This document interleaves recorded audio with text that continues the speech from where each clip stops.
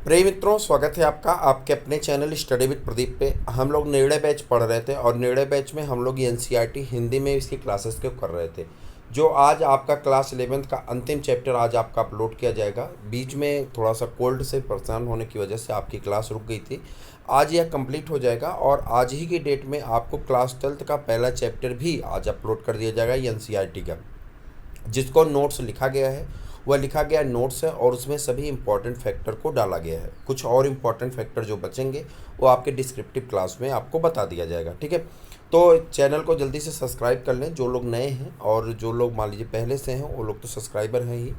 तो आपके लिए बहुत सारी योजनाएं हम लेकर के आने वाले, एक एक करके बताएंगे। उसके पहले एक छोटी सी जानकारी और बता दें कि एक योजना है चैनल की चलाई जा रही है, स्व इच्छा दान योजना। आप में से बहुत सारे लोग ऐसे हैं जो एजुकेशन लेते हैं तो उन्हें एक कर्ज सा महसूस होता है कि हम किसी के कर्ज तले हैं, फ्री में पढ़ रहे हैं, ये है वो है।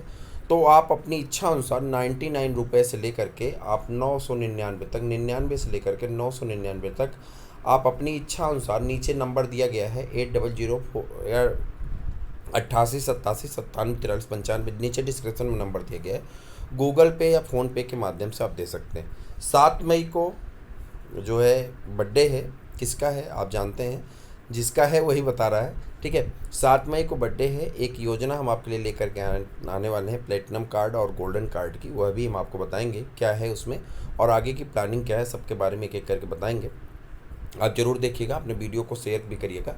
चलिए स्टार्ट करते हैं आज की क्लास को यहाँ पे। और रासायनिक समन्वय और एकीकरण, मैंने आपसे बताया कि हम लोग एनसीईआरटी क्लास को एज ए पॉइंट जहाँ पे इम्पॉर्टेंट है उस फैक्टर को अंडरलाइन करते हुए तेज़ी के साथ कवर करते हैं, और उसके बाद जब हम लोग इस डिटेल में पढ़ेंगे तो सारी चीज़ें तो वहाँ पे आएंगी ही।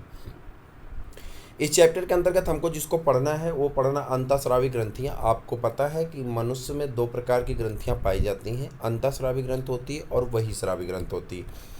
बहिःस्रावी ग्रंथ उन ग्रंथियों को कहते हैं जहाँ से एंजाइम का सिक्रीशन होता है, जैसे आपकी सेलेब्री ग्लैंड है, ठीक है, आपका लीवर है, सबसे बड़ी ग्रंथ मानी जाती है लीवर को, जो बहिःस्रावी ग्रंथि है। ठीक है, एक होती है अंतःस्रावी ग्रंथ जिससे हार्मोन निकलता है।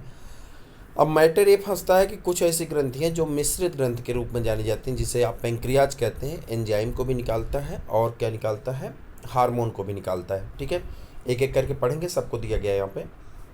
मानव अंतःस्रावी तंत्र पढ़ना है। कुछ ऐसी ग्रंथियाँ जो हृदय में, वृक्क में तथा जठर आंतरिक पथ में पाए जाते हैं और उनके हार्मोन को पढ़ना है। हार्मोन प्रक्रिया और क्रियाविधि पढ़ना है। तो ये पूरा चैप्टर है, छोटा चैप्टर है, लेकिन अगर हम एग्ज़ाम की दृष्टि से देखें तो बहुत महत्वपूर्ण चैप्टर है। एक बार हम इसे पढ़ेंगे, फिर डिटेल में हम लोग जब इसके नोट्स वगैरह की क्लास लेकर के आएंगे तो वो सब तो करेंगे ही। ठीक है, आप अध्ययन कर चुके हैं कि तंत्रिका तंत्र विभिन्न अंगों के बीच एक बिंदु दर बिंदु द्रुत समन्वय का कार्य करता है। तंत्र की समन्वय काफ़ी तेज लेकिन अल्प अवधि का होता है। तंत्रिका तंतुओं द्वारा शरीर की विभिन्न सभी कोशिकाओं को तंत्रिकायन नहीं होने के कारण कोशिकीय क्रियाओं के लिए तथा निरंतर नियमन के लिए एक विशेष प्रकार की समन्वय की आवश्यकता होती है। कह रहा है एक ऐसा तंत्र चाहिए जो शरीर में सभी मैसेज को ट्रांसमिट कर सके, पहुंचा सके, बता सके। ठीक है, इसके लिए एक सिस्टम की आवश्यकता है शरीर में। यह कार्य हार्मोन द्वारा संपादित होता है। तंत्रिका तंत्र और अंतःस्रावी तंत्र मिलकर शरीर की क्रियात्मक कार्यों का समन्वय और नियंत्रण करते हैं। यानी 2 चीज़ें यहाँ पे आएंगी, एक तो आपका तंत्रिका तंत्र हो जाएगा और दूसरा हार्मोन हो जाएगा, और दोनों मिल करके क्रियात्मक कार्यों का समन्वय करते हैं। अंतःस्रावी ग्रंथियाँ और हार्मोन। अंतःस्रावी ग्रंथियों में नलिकाएं नहीं होती हैं। अंतःस्रावी ग्रंथि का पहला डिफिनेशन जो कैरेक्टर है, इसमें नलिका नहीं पाई जाती। क्या नहीं पाई जाती? नलिकाएं नहीं पाई जाती, यानी ये डक्टलेस होती हैं। ये नलिका विहीन यानी डक्टलेस होती हैं, ठीक है, कहलाती हैं। इनमें इनका स्राव हार्मोन होता है। हार्मोन से आप चिरसम्मत परिभाषा के अनुसार हार्मोन अंतःस्रावी ग्रंथियों द्वारा स्रावित रक्त में मुक्त किए जाने वाला रसायन है जो दूरस्थ लक्ष्य अंग तक पहुंचाए जाते हैं, परंतु इस परिभाषा को अब रूपांतरित किया गया है। इसके अनुसार हार्मोन सूक्ष्म मात्रा में उत्पन्न होने वाला अपोषक रसायन है जो अंतरकोशिकीय संदेशवाहक के रूप में कार्य करते हैं। इस नई परिभाषा के अंतर्गत सुनियोजित अंतःस्रावी ग्रंथियों से स्रावित हार्मोन्स के अतिरिक्त कई नए अणु भी सम्मिलित हो सकते हैं। अकशेरुकियों में कम हार्मोन के साथ एक सरल अंतःस्रावी तंत्र होता है, जबकि कशेरुकियों में कई रासायनिक हार्मोन की तरह कार्य कर उनमें समन्वय स्थापित करते हैं। यहाँ मानव अंतःस्रावी तंत्र का वर्णन किया गया है। मानव अंतःस्रावी तंत्र, यहाँ पहले देख लेते हैं डायग्राम में। हाइपोथैलेमस है, पीनियल ग्लैंड है। देखिए कौन कौन सी ग्लैंड है, यहाँ से आपके प्रश्न पूछे जाते हैं। पीनियल ग्लैंड है, हाइपोथैलेमस है, पीयूष ग्रंथि, थायराइड है, पैराथायराइड है। उसके बाद आपका अग्न्याशय है, आपका क्या है, एक सेकेंड, अग्न्याशय है। उसके बाद आपका अधिवृक्क है, और उसके बाद यहाँ पे अगर फीमेल होगी तो अंडाशय होगा, और मेल होगा तो वृषण होगा। अब मेरी बात सुनिए, मैंने क्लास 11th के सभी चैप्टर कंप्लीट कर दिए हैं। इसमें अगर ध्यान आप दिए होंगे तो लगभग आपके कोर्स का 70% हिस्सा यहाँ पे पाया जाता है। 30% हिस्सा उल्टा हो गया, 60% हिस्सा क्लास 11th में पाया जाता है। 40% पार्ट आपके कहाँ पाए जाते हैं, क्लास 12th में पाए जाते हैं। उसी 40% का 5-7% भाग आप मान चलिए ग्रेजुएशन से कवर होता है, जो कि आपके लिए बेहतर होता है। ठीक है, तो हम उस पर भी चर्चा करेंगे। पहले आप इन चीज़ों को देखें और मन से पढ़ते रहें, तब आप जा कर के अच्छे से कार्य को कर पाएंगे।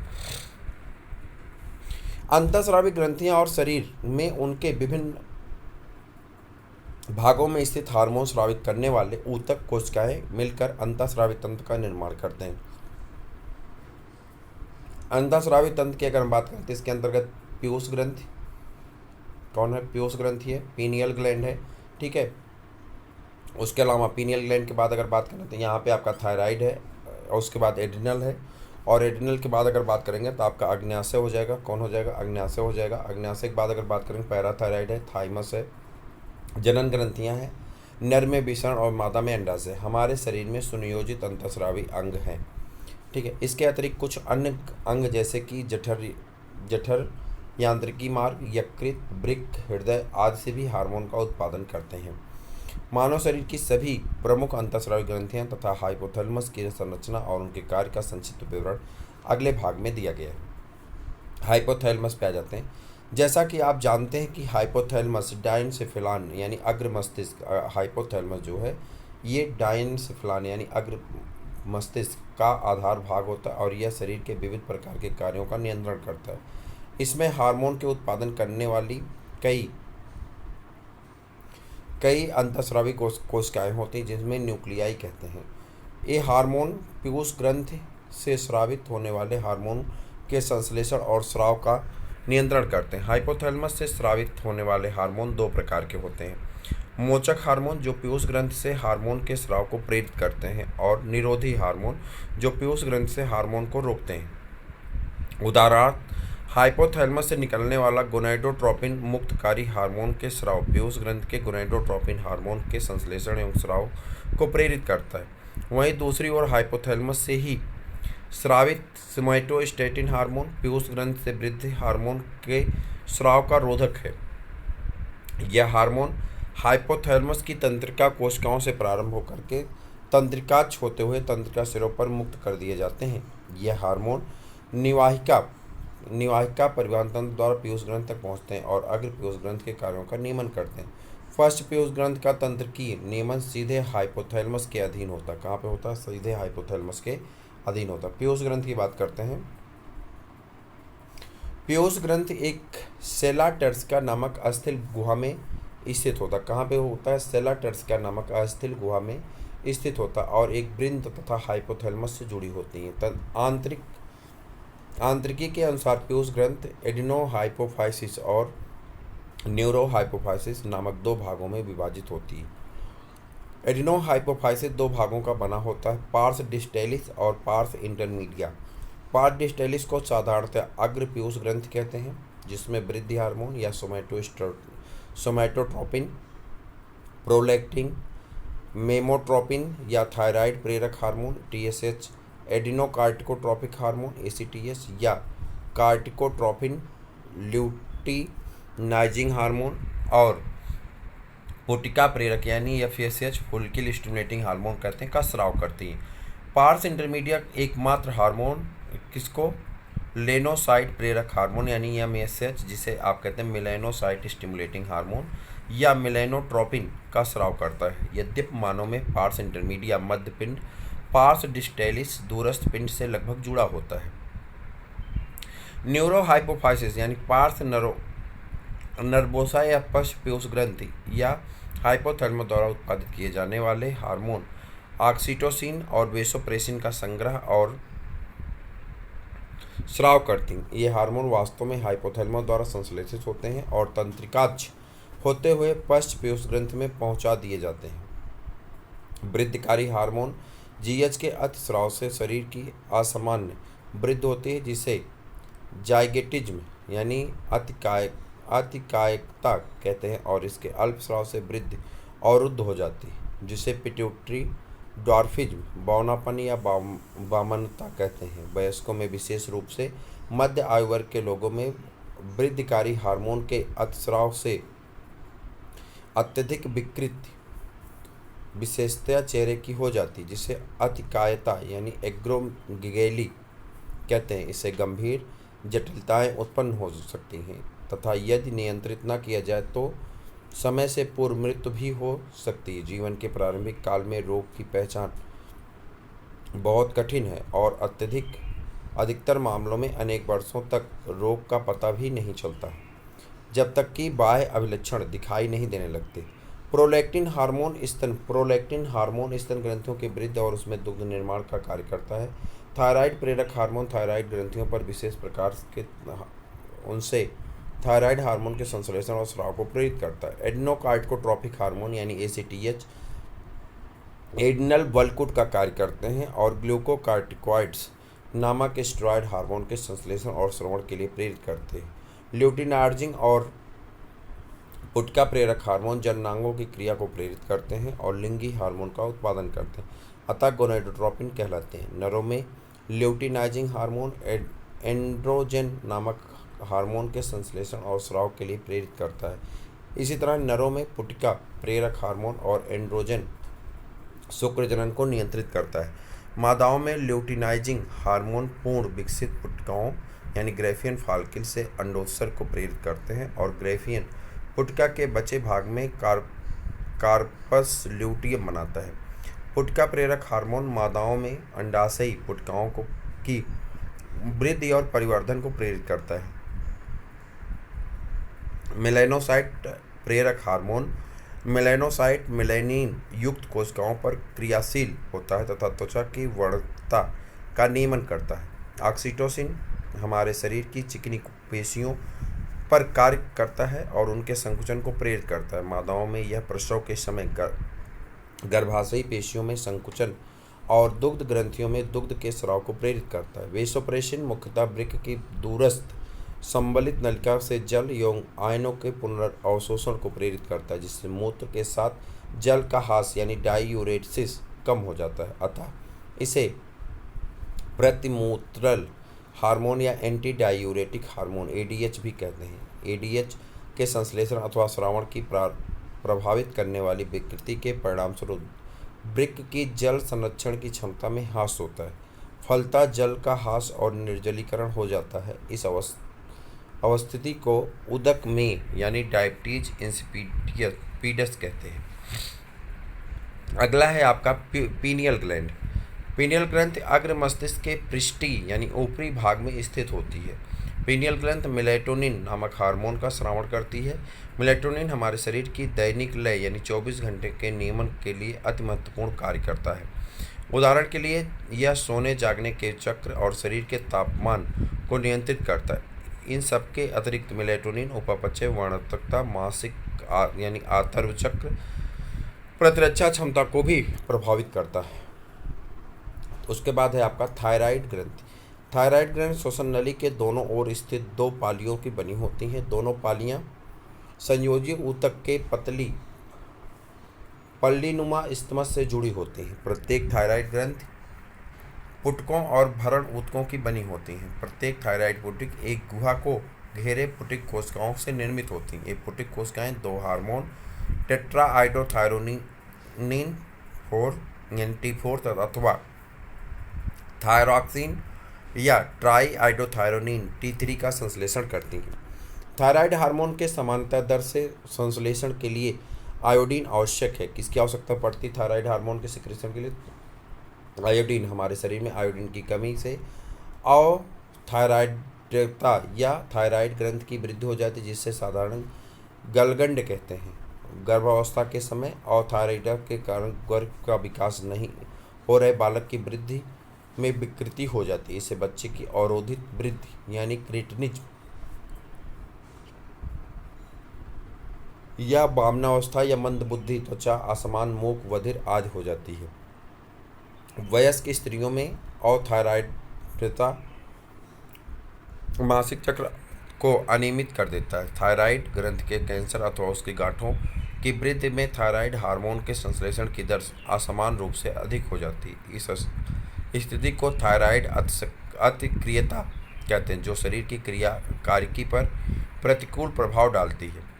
थायराइड हार्मोन आधारी उपापचयी दर के नियमन में मुख्य भूमिका निभाते हैं। ये हार्मोन लाल रक्त कणिकाओं के निर्माण की प्रक्रिया को भी सहायता करते हैं। थायराइड हार्मोन कार्बोहाइड्रेट, प्रोटीन और वसा के उपापचय यानी संश्लेषण और विश्लेषण को भी नियंत्रित करते हैं। जल और विद्युत अपघटनों के नियमन की थायराइड हार्मोन प्रभावित करते हैं। थायराइड ग्रंथ से एक प्रोटीन हार्मोन यानी थायरोकैल्सिनोन TCT का भी स्राव होता है, जो रक्त में कैल्शियम स्तर को नियंत्रित करते हैं। नेत्रोसेदी गलगंड यानी एक्स एपोथैलेमिक क्वार्टर थायराइड अतिसक्रियता का एक मुख्य रूप है। थायराइड ग्रंथ में वृद्धि नेत्र गोलक के बाहर की ओर उभर जाता है। उभर आना आधारी उपापचय दर में वृद्धि एवं भार के ह्रास उसके अवलक्षण है, जिसे ग्रेवस रोग भी कहते हैं। पैराथायराइड ग्रंथ मानव में 4 पैराथायराइड ग्रंथ थायराइड ग्रंथ की पश्च सतह पर स्थित होती हैं। थायराइड ग्रंथ को 2 पालियों पर प्रत्येक में एक जोड़ी पैराथायराइड ग्रंथियां पाई जाती हैं, जो पैराथायराइड हार्मोन नामक एक पेप्टाइड हार्मोन का स्राव करती है। PTH का स्राव रक्त के साथ परसंचारित कैल्शियम आयन के द्वारा नियमित होता है। पैराथायराइड हार्मोन रक्त में कैल्शियम आयन के स्तर को बढ़ाता है। PTH अस्थियों पर कार्य कर अस्थि अवशोषण यानी विघटन विखनिजन प्रक्रम में सहायता करता है। PTH वृक्क नलिकाओं के कैल्शियम आयन के पुनर्अवशोषण तथा पचित भोजन में कैल्शियम आयन के अवशोषण को भी प्रेरित करता है। अतः यह स्पष्ट है कि PTH एक अति कैल्शियम रक्तता हार्मोन है, क्योंकि यह रक्त में कैल्शियम आयन स्तर को बढ़ाता है। यह थायरोकैल्सिटोनिन के साथ मिलकर यह शरीर में कैल्शियम आयन के स्तर को बढ़ाता है। TCT के साथ मिलकर यह कैल्शियम आयन के संतुलन को बनाए रखने में महत्वपूर्ण भूमिका निभाता है। ठीक है, इसके बाद आ जाएंगे यहाँ पे थाइमस ग्रंथि। थाइमस ग्रंथि महाधमनी के उदर पक्ष एवं उरोस्थ के पीछे फेफड़ों के बीच स्थित एक पाली युक्त संरचना है। थाइमस ग्रंथ प्रतिरक्षा तंत्र के विकास में महत्वपूर्ण भूमिका निभाती है। यह ग्रंथ थाइमोसिन नामक पेप्टाइड हार्मोन का स्रावण करती है। थाइमोसिन टी लिम्फोसाइट के विभेदीकरण में मुख्य भूमिका निभाते हैं, जो कोशिका माध्य प्रतिरक्षा के लिए महत्वपूर्ण है। इसके अतिरिक्त थाइमोसिन तरल प्रतिरक्षा के लिए प्रतिजैविक के उत्पादन को भी प्रेरित करती है। बढ़ती उम्र के साथ थाइमस का अपघटन होने लगता है, क्योंकि थाइमोसिन का उत्पादन घट जाता है। इसी के परिणाम स्वरूप वृद्धों में प्रतिरक्षा प्रक्रिया कमजोर पड़ जाती है।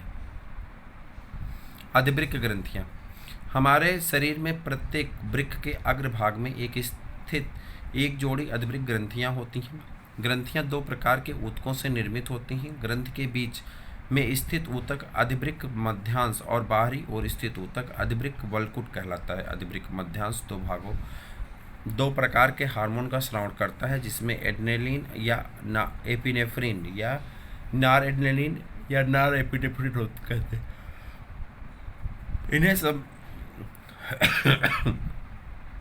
इन्हें सम्मिलित रूप से कैटेकोलामाइन कहते हैं।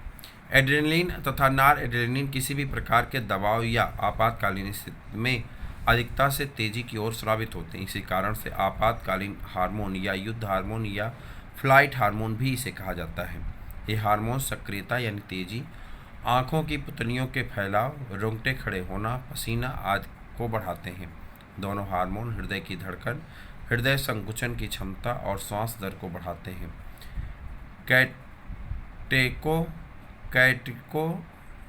कैटेकोलामीन ग्लाइकोजन के विखंडन को भी प्रेरित करते हैं और इसके परिणाम स्वरूप रक्त में ग्लूकोज का स्तर बढ़ जाता है। साथ ही ये लिपिड और प्रोटीन के विखंडन को भी प्रेरित करते हैं।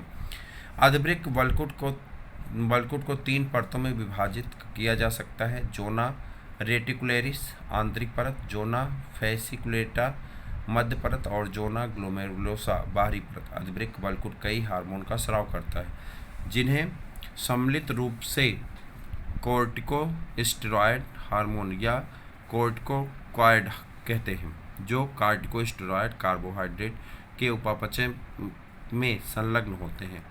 ग्लूकोकार्टिकॉइड कहलाते हैं। हमारे शरीर में कार्टिसाल मुख्य ग्लूकोकार्टिकॉइड है। जल और विद्युत अपघटनों का संतुलन बनाए रखने वाले कार्टिकोस्टेरॉयड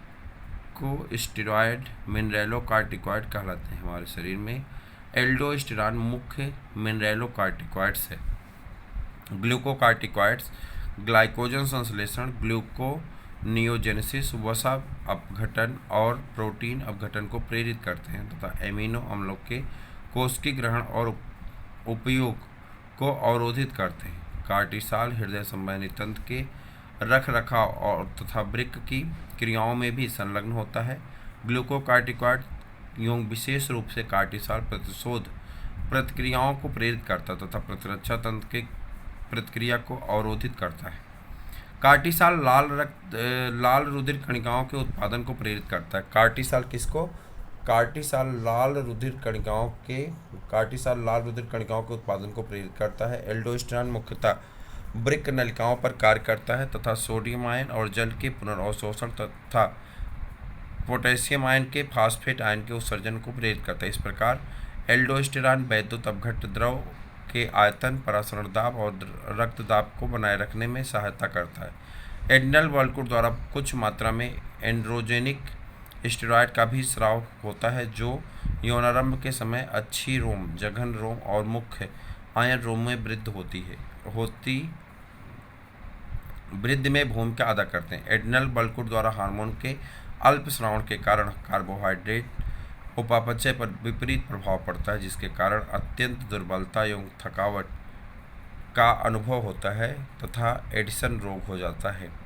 अग्न्याशय एक संयुक्त ग्रंथि है जो अंतःस्रावी और बहिःस्रावी दोनों के रूप में कार्य करती है। अंतःस्रावी अग्न्याशय लैंगरहैंस द्वीपों से निर्मित होता है। साधारणतः मनुष्य के अग्न्याशय में लगभग 10 से 20 लाख लैंगरहैंस द्वीप होते हैं, जो अग्न्याशयी ऊतकों का 1 से 2% भाग होते हैं। प्रत्येक लैंगरहैंस द्वीप में कुछ विशेष प्रकार की कोशिकाएं पाई जाती हैं, जिन्हें अल्फा और बीटा कोशिकाएं कहते हैं। अल्फा कोशिकाओं का ग्लूकागॉन तथा बीटा कोशिकाओं से इंसुलिन का स्रावण होता है।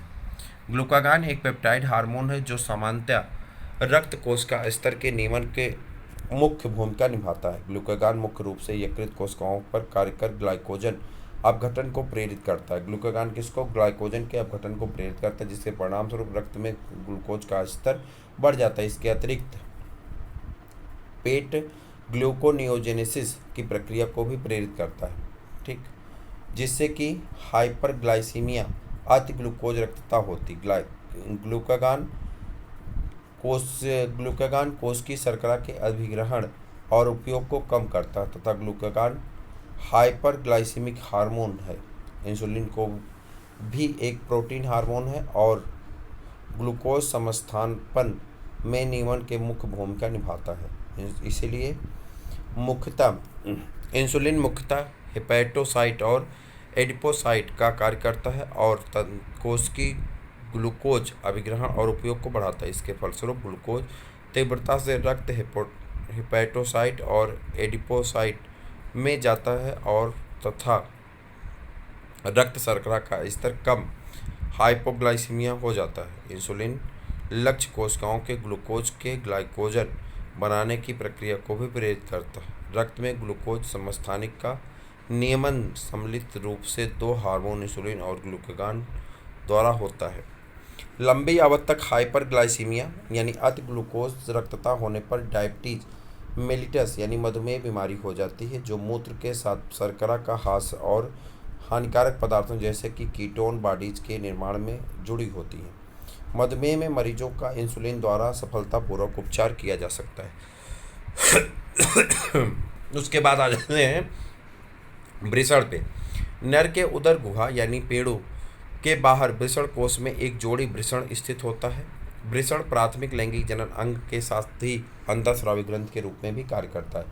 वृषण शुक्र जनन नलिका और भरण या अंतराली ऊतक का बना होता है। लेडिक कोशिकाएं तथा अंतराली कोशिकाएं अंतर नलिकीय स्थानों में उपस्थित होते हैं और एंड्रोजन या नर हार्मोन तथा टेस्टोस्टेरोन प्रमुख हार्मोन का स्राव करती हैं। एंड्रोजन नर में सहायक जनन अंगों जैसे एपिडाइडमिस, शुक्रवाहक, सेमिनल वेसिकल, प्रोस्टेट ग्रंथि, यूरेथ्रा आदि के परिवर्धन, परिपक्वन और क्रियाओं के नियमन को प्रेरित करते हैं। ये हार्मोन पेशी वृद्धि, मुख्य और अच्छी रोम में वृद्धि, क्रोधात्मकता, निम्न स्वरमान और आवाज़ इत्यादि को उत्तेजित करते हैं। एंड्रोजन शुक्राणु निर्माण की प्रक्रिया में प्रेरक भूमिका निभाते हैं। एंड्रोजन केंद्रीय तंत्रिका तंत्र पर कार्य कर नर लैंगिक व्यवहार लिबिडो को प्रभावित करता है। ये हार्मोन प्रोटीन और कार्बोहाइड्रेट उपापचय पर उपापचयी प्रभाव डालते हैं। अब नंबर आ गया किसका? अंडाशय का। अंडाशय की बात करेंगे। मादाओं में उदर में अंडाशय का एक युग्म जोड़ा होता है। अंडाशय एक प्राथमिक मादा लैंगिक अंग जो कि प्रत्येक मासिक चक्र में एक अंडे का उत्पादन करती है। कह रहा अंडाशय जो है एक प्राथमिक मादा जनन अंग है जो प्रत्येक मासिक चक्र में एक अंडे का उत्पादन करती है। इसके अतिरिक्त अंडाशय दो प्रकार के स्टेरॉयड हार्मोन समूहों का भी उत्पादन करते हैं जिसे एस्ट्रोजन और प्रोजेस्टेरॉन कहते हैं। अंडाशय अंडपुटुक और भरण ऊतक का बना होता है। एस्ट्रोजन के संश्लेषण का स्राव प्रमुख रूप से परिवर्धित हो रहे हैं अंडाशयी पुटिक द्वारा होता है। अंडोत्सर्ग के पश्चात विखंडन पुटिका यानी कार्पस ल्यूटियम के बदल जाता है और मुख्यतः प्रोजेस्टेरॉन हार्मोन का स्राव करता है। एस्ट्रोजन स्त्रियों में द्वितीयक लैंगिक अंगों की वृद्धि तथा क्रियाओं में प्रेरण, अंडाशयी पुटिका का परिवर्धन, द्वितीय लैंगिक लक्षणों का प्रकटन, ठीक स्वर ग्रंथियों और परिवर्तन इत्यादि अनेक क्रियाएं करता है। एस्ट्रोजन स्त्रियों के लैंगिक व्यवहार का नियामक भी है। प्रोजेस्टेरॉन प्रसवता के में सहायक होता है। प्रोजेस्टेरॉन दुग्ध ग्रंथियों पर भी कार्य कर दुग्ध संग्रह कोशिकाओं के निर्माण और दुग्ध के स्राव को सहायता करता है।